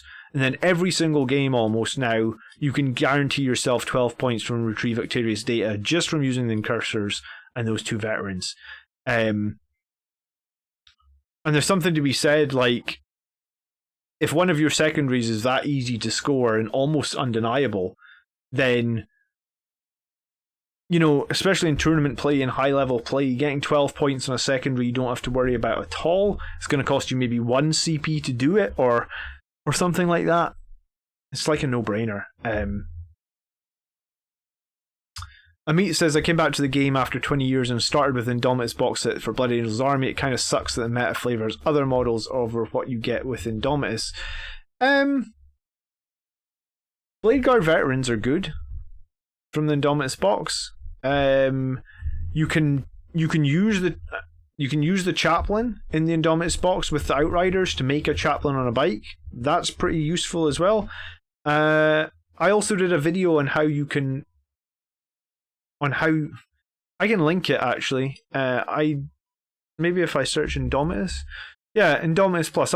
I'll send you a spreadsheet, Amit, and I'll just put it in chat. If you go to the spreadsheet, it will tell you exactly how to build a Blood Angel's army starting with the Indomitus box. So that'll help you out, get started. Because we had some other players. Oh, I don't think the whole spreadsheet linked in there. Hold on, let me try it. Shit. No, I don't think it all linked for whatever reason. Let me try that again. Try that link now. That should send you to a spreadsheet with how to build Indomitus up into a big army. That's a good point. Could save some points to upgrade the incursors as well. You could, exactly, yeah. If you needed to save the 10 points, you could just basically take the 2 company veterans almost. I made one with double chainsword and another one, a sergeant with a chainsword and a storm shield. That's all you need. And I mean, once they've done their action, then you can throw them onto objective, or you can try and charge an enemy unit or something like that. But the key point is, if you think about it this way, in turn 1, your incursors are going to perform Octaria's data in whichever. Remember, your cursor. The difference between incursors and assault intercessors as well is the incursors can forward deploy, right? So if we. Let me just show you like a super. This is going to be so rough because I am terrible at art, right? But imagine this is your battlefield, and let me get the brush. Can I get a brush? Cool, look at this. So this. No. Let me just get. I just want a paintbrush. Nothing fancy. A pencil. Is this a pencil? Something with a little bit of a thicker point. There's got to be a way to get just a thicker point. How do you do that? Alright, here. So, behind this line is your deployment zone, and I guess these are your battlefield quadrants, right? So if your assault intercessors start here, for example, in turn 1 they do data in this section. They then have to start moving and advancing, and that's going to take turn 2. Maybe in turn 3 they're going to get across this point, and maybe they can do data twice. That's what I was saying, right? So they've done data in 2 sections of the battlefield. If you start your incursors can technically, for example, they could start here because they could start forward deployed, right? So in turn 1, you could actually do data like in an offensive position. In turn 2, you start moving your incursors back, right? What you also do in turn 2 is you maybe bring forward, like back in your own deployment zone, in turn 2, bring in your company veterans here and do data back here. So we've got our 4 points for data already. In turn 3, now we've got a choice. Either incursors come back in here and do us data again, or the veterans just move across to do data.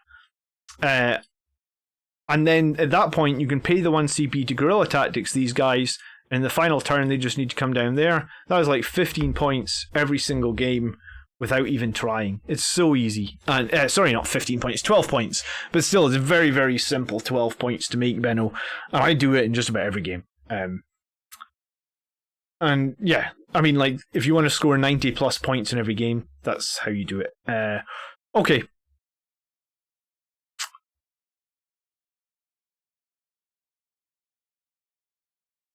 No, Rod is just done in one of those sections. The only rule is that you have to be more than 6 inches from another section, Oddsock. Which means if you're doing it on a normal unit that is in 6 inches, then between each turn you have to spend 1 turn moving, because you can't do it when you advance. You need to be more than 6 inches from another section, so you need to be able to move more than 12 inches. So you can never do it in 2 sections concurrently with the same unit. I'm talking about Retrieve Octarius data, and it's one that I use. It's one that I do in every single. It's like I just always pick Rod. Like I just always pick it. I always have a Phobos unit that can perform it, and I always have something that I can bring in reserve that will perform it as well. And it's just so easy. And yeah, you know, like I wouldn't. Some people deploy their incursors early in the game, you know, like to try and screen sections and stuff like that. I tend to deploy my incursors late in the deployment phase to see if there's an option there where it's like I can deploy my incursors, do Rod offensively, and then fall back and still be super safe, right? Thanks, Evan. I'm glad you enjoy the streams. Okay, so I'd switch out these assault guys. I would probably switch out this Landspeeder Storm for company veterans, and I'd put the speeders and the veterans into reserve. Where's all your CP gone then? So you've got 5, so by putting stuff into reserve you'd have 4, and what are we spending on our CP? I guess we've got our Vanguard detachment, it's going to cost us 3. We've got Angel's Exemplar, which is going to cost us 1. We've got these 2 Contemptors, which cost us 2, so that's 6. So what's the last CP spent on? The Wrath of Baal? Yeah. Okay. Alright, cool. So, tiny bit light on CP on this list. But I don't really see any other way you couldn't be light on it. I guess that's the problem with the Relic Contemptors, right? Like, I like the Relic Contemptors. I wanted to run 2 of them, so I moved to Battalion. Up until then, I'd always been running the Patrol and Vanguard, but the Relic Contemptors are kind of squeeze you for CP as well a little bit, don't they? Okay, let's talk about scoring. So right now you've got 1 troop choice. So I'd say it's like a 6.5, but you do have Rights of War, so it's like a 7.5. I do think your OBSEC would be stronger as well. If you have an Incursors, why would you take Dante and not make him the Warlord? The +1 CP and 9-inch reroll bubble is pretty nice. Dante dies very, very easily. He doesn't do a lot of damage, and you kind of want to use him for Angel Sacrifice to protect other units. So this is why you wouldn't take him as your Warlord, I guess. I also think his Warlord trait is kind of lower value, like +1 leadership in a 9-inch bubble is kind of lower, I guess, and also I never have problems really with the 6-inch aura from rerolls, especially if you think about the chaplain on the bike. Like, he has a pretty big base. It's pretty easy to models be within 6 inches of him. So I don't necessarily think that, like, Dante is a pretty small base in comparison. So, yeah, I mean, I probably broke that down. How many Death Company in this list? I think it was 5 with 3 with Thunderhammers, right? Sorry, 5 with 2 with Thunderhammers. I think I broke that down about Dante Snorris in another video. If you search the channel for Jack Harpster,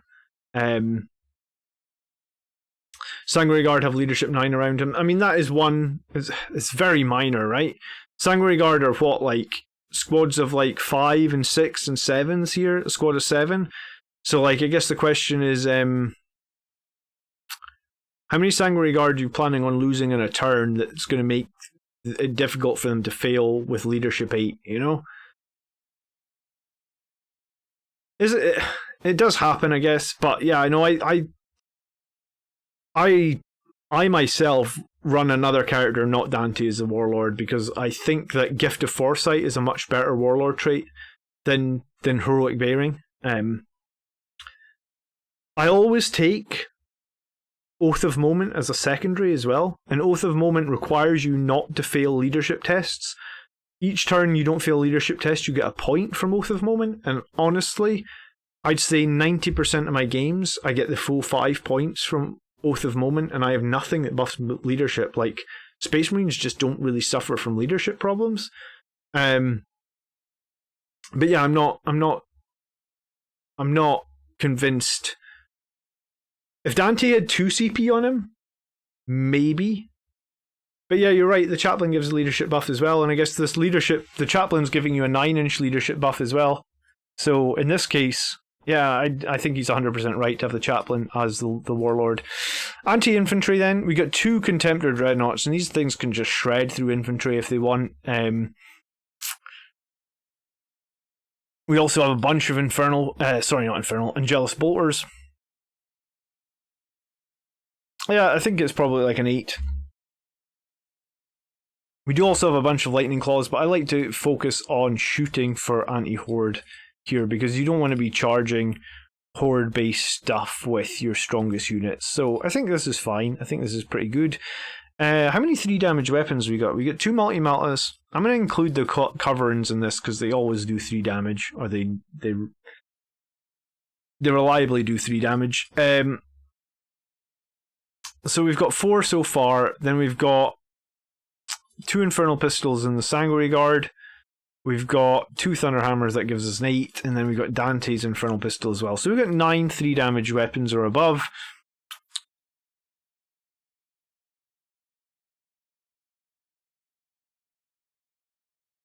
we also, I guess, have like 13 Sanguinary Guard plus the Ancient and the Death Company. So I think anti-monsters here is pretty good, like a 9.5. Mobility is actually really, really high in this list. The one thing that's not going to be mobile, I guess, is those Assault Intercessors, which we've just talked about how you can make this part better. So I guess I'll give you mobility of like an 8. I was going to say, I'll give you mobility of a 9, but I think if you swap that out for incursors, then it probably comes like a 9.5. Because then everything is mobile. Literally everything is mobile at that point. So, I mean, except the 2 dreadnoughts, but they don't really need to be mobile with their 45-inch range. And then we don't have Fight Last. We don't have Denies, so probably like a couple of points off from that. Units for actions could be better again if you swap out the incursors. 3 damage weapons is fine. CP is a little bit low. But that 9-inch bubble of protection against mortal wounds, I think I'm going to say it's like an 8.5. But again, it could be made a little bit better. So I think, Benno, this is a pretty interesting list. I'm sure people in the chat, and I'm sure myself, would consider this pretty decent. It is a little bit CP starved. So if you go through a few games and find yourself too CP starved, it might be worth just figuring out if you can run this as a battalion. If you're going to do that, you're going to fall back on wanting to take Phobos units again. Probably have to lose something like the Inceptors. But if you do lose the Inceptors to, I guess, make it into battalion, you could probably lose those company veterans as well, because you could just do 3 squads of incursors or something, right? So at that point, you just need to maybe find 50 more points, which could maybe be like a couple of Vanguard veterans, or like, yeah, like, so maybe you just have an 8-man Vanguard veterans, no Inceptors, no Landspeeder Storm, but 3 troops of incursors, and then 3 units of incursors is going to make it very easy to get your 10 rod points every turn, and it's going to be pretty decent as well. Incursors are not bad in combat. Not quite as fast moving, I guess, as like your Inceptors and stuff, but I think you could make you could make this into battalion without losing too much. And I guess if you do that, you get 3 more CP. So I guess balance that out on how you think, really. Did you have too many elite choices for a battalion? Yeah, I guess you do, probably. 1, 2, 3, 4, 5. Okay. Okay, so you'd have to lose, like, yeah, okay, a battalion. That makes it pretty difficult to make it work, I guess. Yeah, it kind of makes it impossible to make it work. Elite choices, they're the bane of people's lives, aren't they? They are the bane of people's lives. Okay. Yeah. Alright, so then the only question is, can you make this work with your sort of quote-unquote lack of CP? But overall, your score is decent. So the score sort of tells me that the list is good and solid and should be able to work. I've got some experience playing with like low CP lists. I think I played a list that started with like 4 CP for 3 months or something, and like it just feels pretty... It's amazing how much less starting with 4 CP feels like starting like with 5. It feels like, it just feels like twice as harsh, and it's like 1 CP. I don't really get why, but that's the way it goes. So hopefully I give you some food for thought anyway. I got a really nice Angel Sacrifice on my Primaris Librarian last night, soaking up a ton of Mortalians and melee so OBSEC units could hold the objective. Yeah, I mean, and that's what Dante is good at in this list, I guess. If you do Angel Sacrifice with Dante, he does have that one epic deed where he's still allowed to fight, so you can essentially lose Dante, save another unit, and Dante can then do his 8 attacks, or however many attacks he gets. I think it's 8 in turn 3 and above. So, cool. I feel like I lose my voice on this show every bloody week, I swear. You would think it would be trained by now. I think as it stands, Blood Angels can make some strong lists on paper, but the army in general requires as few mistakes as possible to make them perform anywhere close.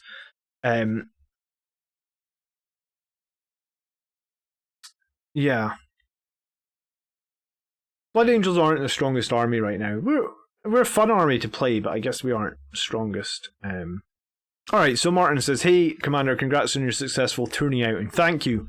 Hopefully it'll be another successful one this week. Not sure if you got my list in the last community post, but here it is just to be sure. First list I'm submitting, but hopefully got it right. Got inspired by your Forged World tier list video. Really love the idea of a Terrax going full ham right in the middle of enemies' fortifications. Idea is to put the Death Company, the Chaplain... Sorry. The Death Company Captain, the Chaplain, and the full Death Company man in the Terrax for a real death bomb. Can you put 12 models in the Terrax? I assume you can. You must have researched this. What is it? A dedicated transport? Mm-hmm. Yes, it is a Terrax. Can take 12. Yes, okay. Icon of the Angel, Litany, and Imperium Sword should help with their charges. Hope is enemy gets so distracted by the Death Company threat they focus about fast-moving. They forget about the fast-moving Sangre Guard of the Vanguard Vets. Warlord Libby protects with Soul Warden and Fortress and stays with Sangard. 3 troop choices doing actions and or screening. Cheers and thanks for all your fabulous content. Brought me back to Angels after a 20-year hiatus, says Martin. Alright, cool. So hopefully Martin will catch this on the live rerun. If you are here in the chat, Martin, give us a shout out though. Alright, so we have 2,000 point list and we got 2 extra chap. Where am I missing? Here we go. So it's a battalion beginning with 8 CP. So we have a chaplain who has Canticle of Hate and the Icon of the Angel. So he'll be in the Terrax. We'll have the Death Company Captain with a Hammer of Baal. You'll have a Master Crafted Bolt Gun. You'll have Imperium Sword. I was going to say, I wonder if he needs a Storm Shield, but maybe he doesn't. Death Company Captain with a Hammer of Baal and Imperium Sword. I feel like I would like to give him a Storm Shield. But I mean, it really only changes his normal save from a 2-up to a 3-up. It's probably minor overall, so I mean, I guess it's probably fine. We then have a Librarian with Might of Heroes, Null Zone, and Soul Warden, and Psychic Fortress. And he's a Chief Librarian, and he's running the Combi Melta, which I think Reziel likes more than Infernal Pistol. He's got the Force Axe. He has a Jump Pack, he is a Psychic Master, and he also has Armor Indomitus. Wow, okay, so this Warlord is going to be tanked up. More survivable than most Librarians we see. On a 2-up save, I guess, having an extra wound, so 5 wounds, and being able to activate that 3-up invuln for a single turn as well, and shrugging against mortals as well. We don't often see this Librarian, but I think he's a cool character. This is definitely one way to run him. For troops, we have 2 Incursors and 1 Assault Intercessor squad, and this is how I'm running my tournament list. And I think if I had 10 more points, I would run 3 squads of Incursors. I do not though, so I will run 2 Incursors and 1 Assault Intercessors. And in my list, I'm reserving the Assault Intercessors, so I'm going to bring them in and try and do a charge or something like that with mine. We then have a Death Company Dreadnought, 145 points, double heavy flamer, Blood Talons. I actually think the Blood Talons are kind of a weaker pick here, in that... Why do I think they're a weaker pick? Because Death Company Dreadnought, Furioso Fists are strength 12 with +1 to wound and -3 AP. Blood Talons are strength 10, same +1 to wound, only -2 AP, but you can reroll wounds. But with strength 12 and +1 to wound, you're pretty much always wounding on 2s. So the Blood Talons, which you pay basically 10 more points for, you still wound on the same 2s, but you lose 1 point of AP, but you can reroll 1s. I feel like they just... 1 less point of AP, but reroll 1s against 1 more point of AP. I feel like those two options are basically the same. In some situations, I actually think the -3 is better than the -2. And you have to pay 10 more points for the -2. And I think wounding on 2s is usually pretty reliable. I guess in the odd game it's not, but for the most part I think wounding on 2s is reliable enough. I would save 10 points and wouldn't put the Blood Talons on the Death Company Dreadnought, which is annoying because I actually have 2 Death Company Dreadnoughts that are made with Blood Talons, but go figure, Games Workshop decided to change the rules every damn edition. We then have a 10, is it 10? No, I think it's 9, 2, 4, 9 Death Company, 3 Thunderhammers, Infernal Pistol and Power Sword, 1 Redemptor, Stormbolters, Rocket Pods, Macroplasma Onslaught, 7 Sanguinary Guard, 3 Axes, 1 Infernal Pistol, 4 Swords. I usually say swords are only better if you have Null Zone. Well, this list obviously does have Null Zone, so swords are better. And if we go back to the Redemptor Dreadnought, the Death Company Dreadnought, the regular fists are going to be better as well because you've got Null Zone, right? Because -2 is not going to be that big a deal, but -3 is going to be much better, especially like I said, you've got Null Zone. Once you get to turn 3, that'll be -4. -4 with Null Zone can be pretty nasty, so I think the Death Company Dreadnought, I would save the 10 points there. Vanguard Veterans, we've got 2, 4, we've got 6. Mostly Lightning Claws and Storm Shields, 1 with a Bolt Pistol and Chainsword, and 1 with Infernal Pistol and the Relic Blade. I think if you did save the 10 points on those Blood Talons, you could probably put the Lightning Claw and Storm Shield on this Vanguard Veteran. That would be 8 points. And then we have a squad of Eradicators, 134 points, just the regular Melt Rifles. And I think the regular Melt Rifles are my favourite for the Eradicators because you can move and shoot. You pay 10 points to trade 1 AP for rerolling your 1s. I don't get either. I guess the Talons could cut through Inner Circle much better. Yeah, okay, yeah, I mean, I guess against like things that are like Ramshackle, like those Orcs or Inner Circle, the Talons are going to be better. But yeah, for the most part, I think the Talons are a lower value pick, especially for 10 points. I guess everybody's got their own opinions on that. If I build another Death Company Dreadnought, I'm probably going to sit off on the Talons. I don't know if I play enough armies that have like Transhuman or Inner Circle reliably enough to feel like I get value out of it. And then last but definitely not least, you've got the Terrax, and you've given it Heavy Flamers. I'm not sure what the weapon loadout options are on the Terrax. Let me check. Was it here? Terrax. This 2 Stormbolters can be replaced with the Heavy Flamers or the Volkite Chargers. I would replace the...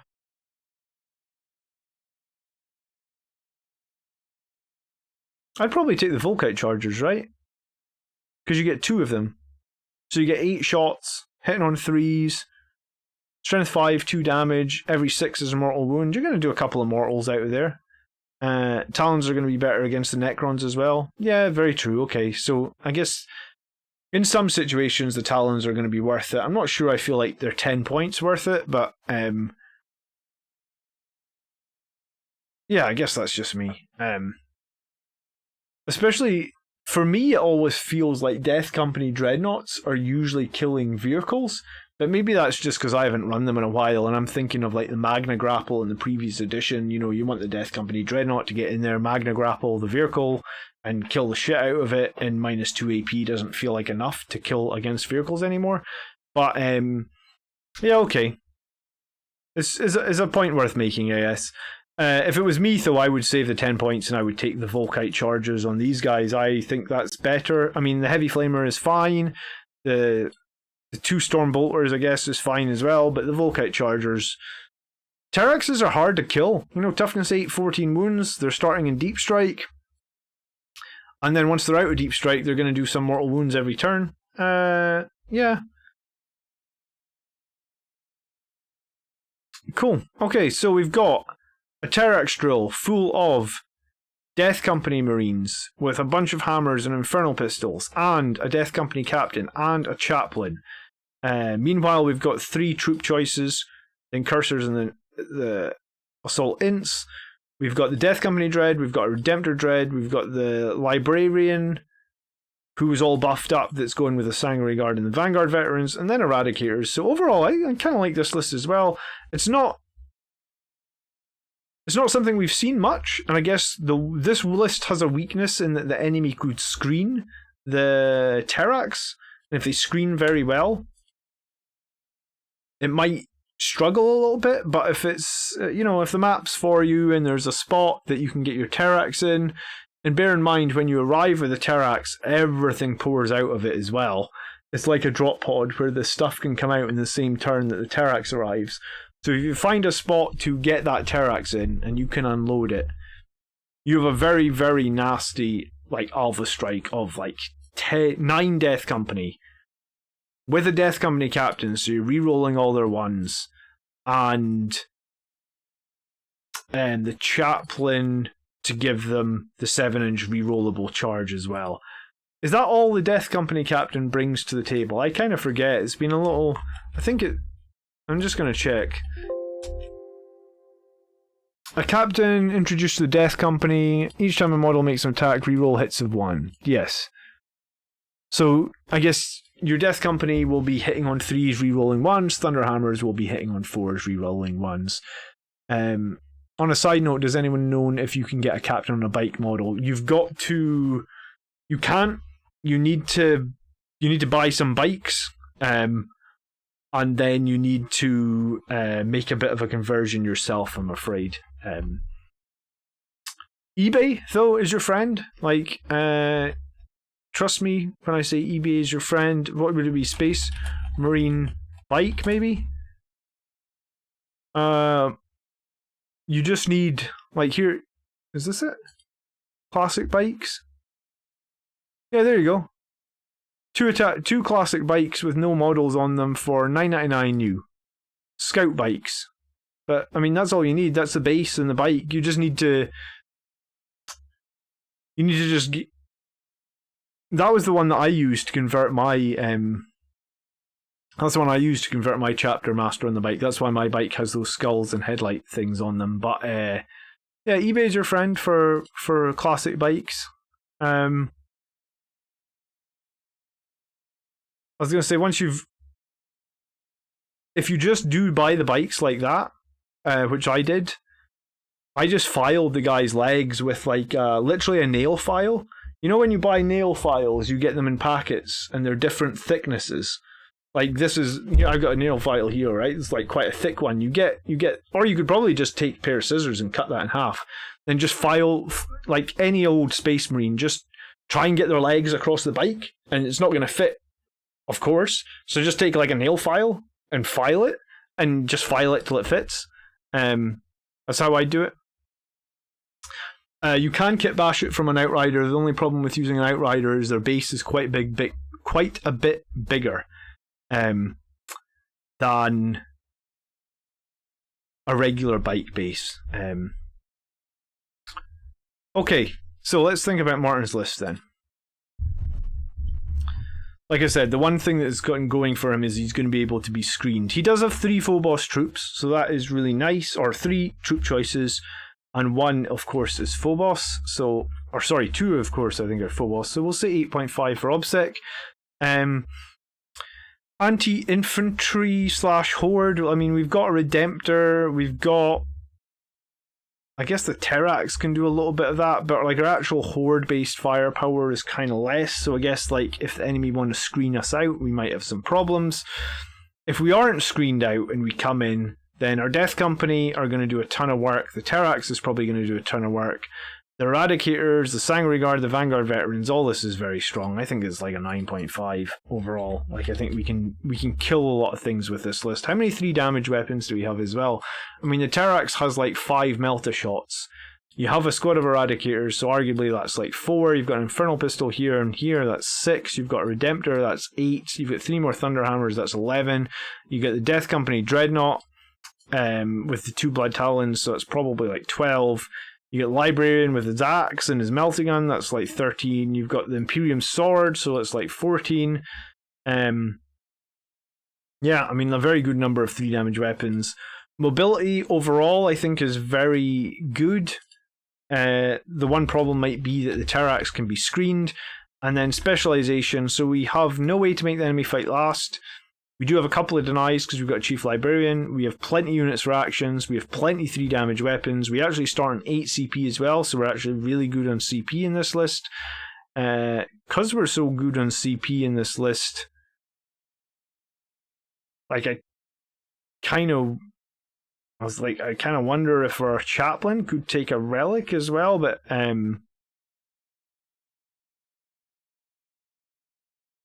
hold on, he spent He spent 2 CP for 2 extra relics. He's got Icon of the Angel. Oh yeah, and Hammer of Battle. Okay, yeah. So he's kind of got his relics already.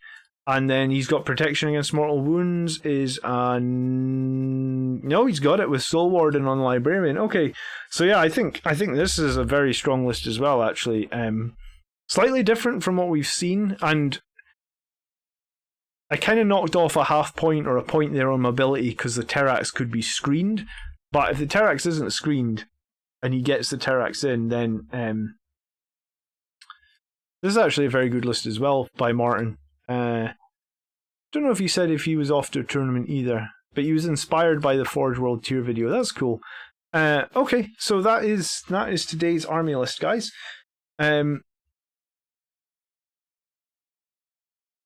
Yeah, I think you'd be fine with an Outrider model if it's on the slightly smaller base. I don't think I'd have a problem with that, or I'm sure tournament organisers and stuff wouldn't have a problem with that. So I think that is the end of today's stream. And like I said, we aren't going to be live tomorrow night for a change, but we should have a live game later this week. So I'll post a community announcement, and I'll make sure that I message on Discord like as soon as I know. I should know by tomorrow night. But yeah, so we just won't be live tomorrow night as normally planned. And congrats on Benno. I think it is the strongest list this week. But there's a couple others right up there. Martin was definitely there. Actually, all the lists we looked at today were pretty good, actually. Which is nice, because I hate having to tell people that their lists are just not meta and suck right now. So I think all 3 lists were good. I hope you enjoyed the stream. I hope you're having a great Sunday. Thank you to the regulars for being here and, as always, chatting away and keeping me right and debating some of the points with me, because, yeah, sometimes things can be tricky, I guess, especially when you haven't played something in a while. I think that it takes so long to try all these things and play them that I feel like I'm pretty knowledgeable, but sometimes it's hard to keep up. And I hope you managed to figure out how to make your captain. But seriously, always check eBay. You can always get deals in there. I've had a lot of good deals when I've been trying to make conversions and stuff on eBay. Yeah, next week I've got my grand tournament, so I'm probably not going to be live on Sunday at the normal time for an army list show, but I'll see. We'll try and get an army list show in at some point, or we might have like a grand tournament recap video. We'll see. I'm pretty hopeful this grand tournament is going to go better than the last one. If it can go better, then I guess, yeah, I'm gonna have to break down some of these lists. Maybe I'll go live one night this week talking about army lists, just lists that we're up against. You guys can come into the chat and give me some feedback, and we can talk about what we're gonna have to watch out for in this next GT. So yeah, enjoy the rest of your Sunday. I'll let you know what's happening in Discord and on Facebook about the next couple of streams. Just some slight problems going on this week. So, but I feel like it's been problem after problem since I moved house. But I'm hoping that this will be the end of it. So I'll catch you guys all later. Enjoy the rest of your Sunday. Thanks again for watching. By the blood are we made strong. Peace.